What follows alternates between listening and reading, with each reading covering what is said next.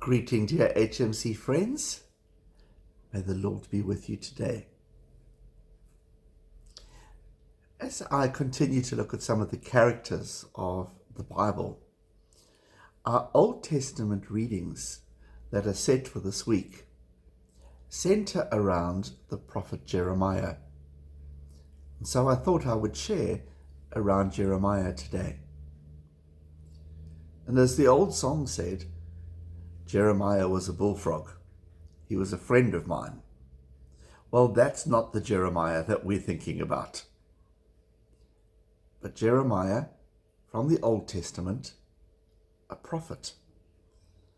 And a prophet who had particular characteristics that I'd like us to pick up on today. And in the call of Jeremiah in chapter 1, there are some very significant things for us to say and for us to be able to examine. And I pick up some selected verses from chapter 1, and verse 6 says, "Our sovereign Lord, I do not know how to speak. I am only a child." Well, I think that's a very common phrase for many of us. We may not be able to say, "I'm a child," but we certainly can say, "Oh Lord, I do not know how to speak." And we may give many other reasons why. For many of us to be able to speak about our faith is a challenging and difficult thing. We are left with those feelings. What should I say? How can I do this? I don't know enough to be able to say things.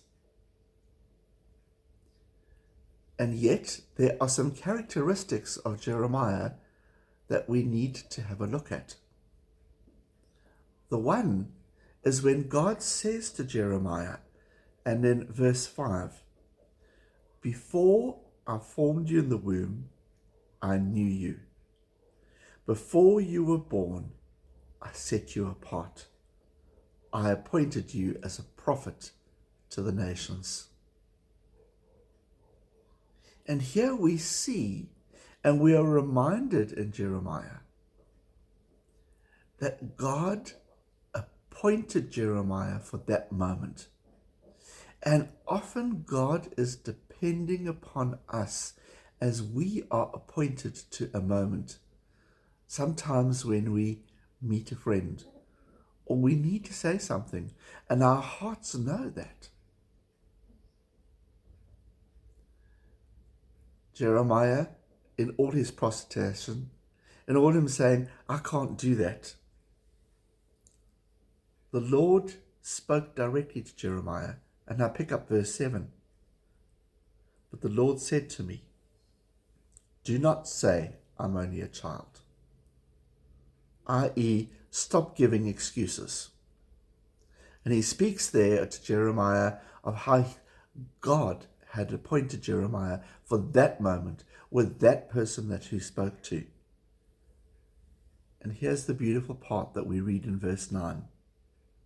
"Then the Lord reached out his hand and touched my mouth and said to me, now I have put my words in your mouth."